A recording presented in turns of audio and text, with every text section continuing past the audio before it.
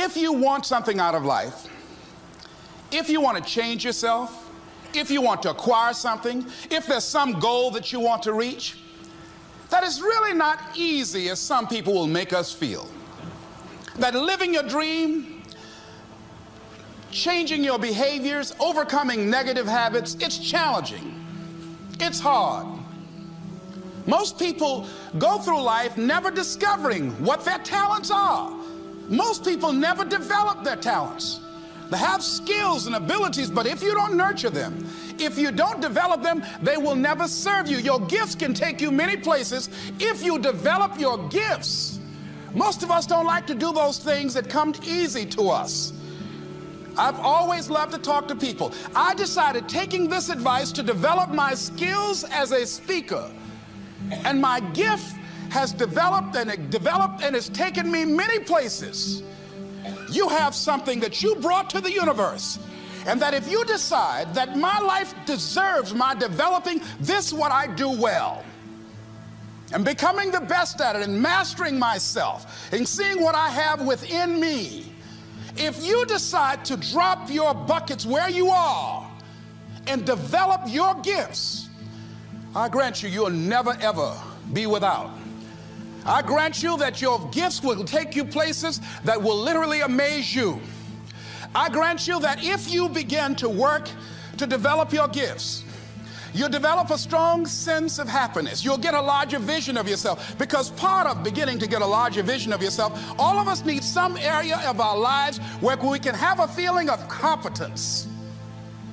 That people know when they think about this area, that's something you do.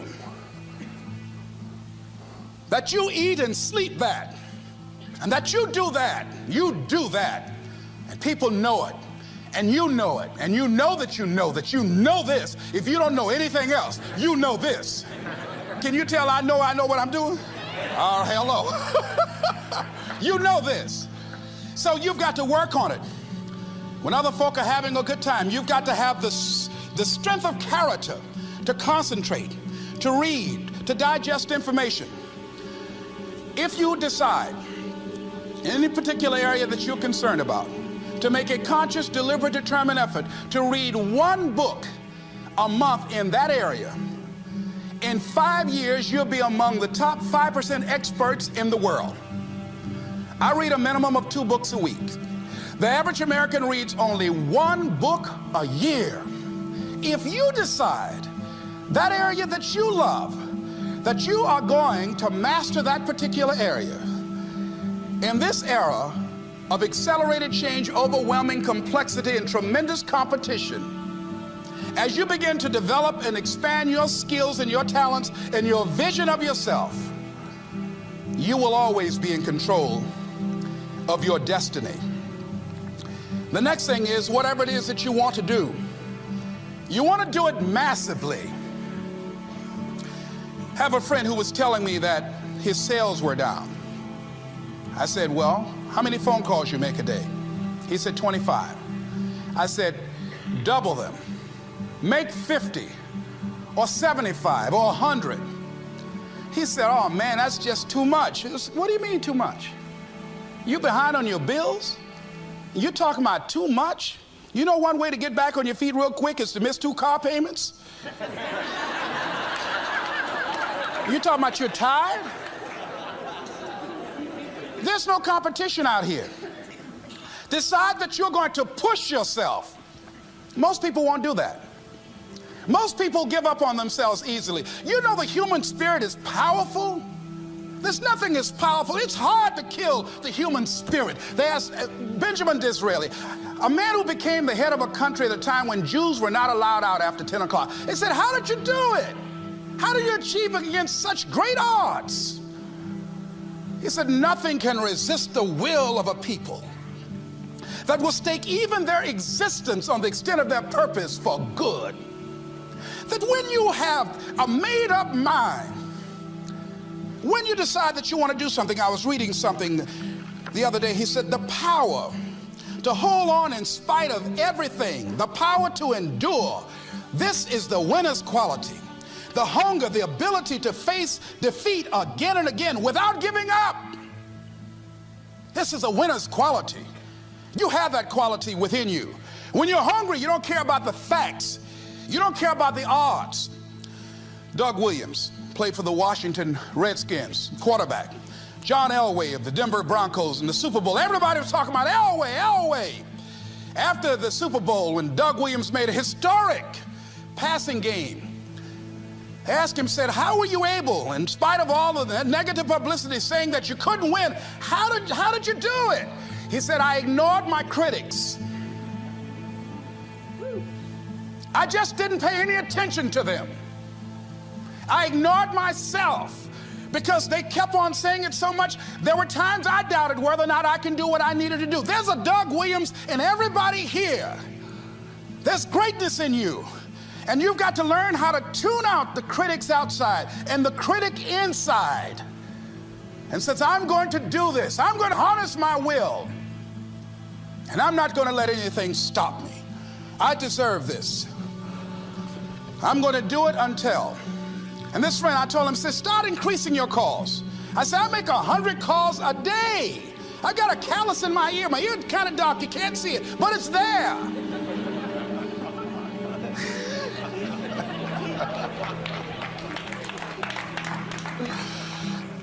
His sales have increased. He's working harder now.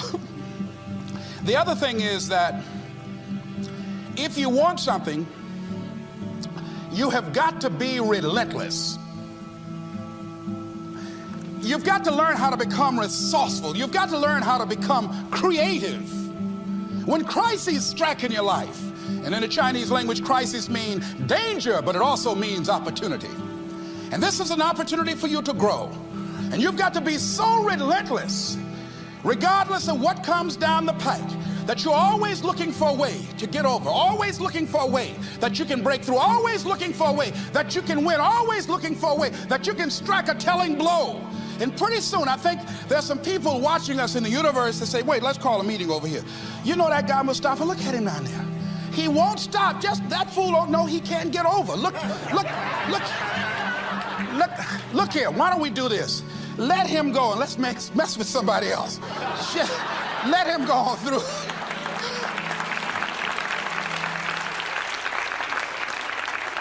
Life will just get tired of whipping you sometimes. And just say, let's just let this one go. I believe this. Now, no one has told me this, but I just kept on kicking. I didn't have sense enough to stop. I was intelligently ignorant. I didn't know what I couldn't do. So I just tried anything. And the fascinating thing about life, because you can't get out of it alive, you might as well have a good time, you know? You might as well have a good time. Live your life with passion, with some drive. I was giving a seminar the other day, and I mentioned that I was going to do some training in August with some young teenagers and take about 100 away to a 2 or 3 day camp and wipe them out. Been working on this. So after the speech, one of the parents walked up to me and said, Mr. Brown, I'd like for you to do something for my son. He's not motivated.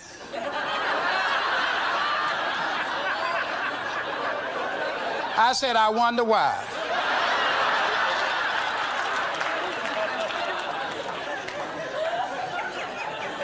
I wonder what's wrong with him. He had no fire whatsoever. See, what you do speak so loudly, folk can't hear what you're saying.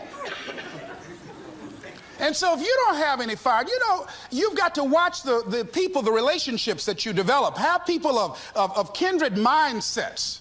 If you're around folk who are dead and negative all the time, they will affect you. You want people that are around you that have smiles on their faces, looking good. I was telling a group last week, Abraham Lincoln refused to hire a guy because of his face. They said, but the guy can't help it. He said, anybody over 30 is responsible for their face. If you have some depressing face looking at you every day, it affects your blood pressure. Keep these dead faces away from you. It's contagious. This is serious. So you've got to watch your countenance, watch your face, have an uplifted expression, watch your body posture. All of these things affect you psychically. You got to be the kind of person that you are fearless. Fearless. Folk leave fearless people alone. There's some people walk through a neighborhood and every dog in the neighborhood would bark at them.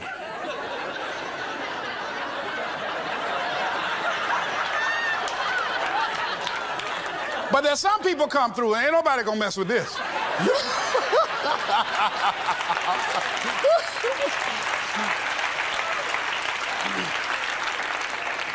You are unstoppable. And because you are unstoppable, because you've got power that you haven't even begun to use yet, you owe it to yourself to release your brakes. How many of you have had the experience of pulling out of your driveway and you mashed on the accelerator and the car was just going, and couldn't move, and you mashed harder and it couldn't move, and then you discovered you had your emergency brakes on. And then you release those emergency brakes and it goes, choo! Have you ever had that experience before? Most of us go through life with our brakes on, holding back, not giving all that we have, not sharing all of ourselves. Most of us go to our graves still holding on rather than releasing it. What are some of those things that keep us from releasing it? Because of past experiences, past defeats, past pain. We look back, well, it didn't work out then. It probably won't work out now. Many people get confused their performances with who they are. I was reading Pat Riley, the coach of the Los Angeles Lakers.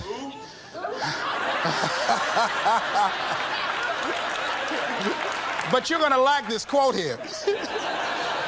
After the Trailblazers had blown them out of the water, and I'm sure he said this last night, they asked him, how do you feel? He said, tonight we were exposed for what we are right now.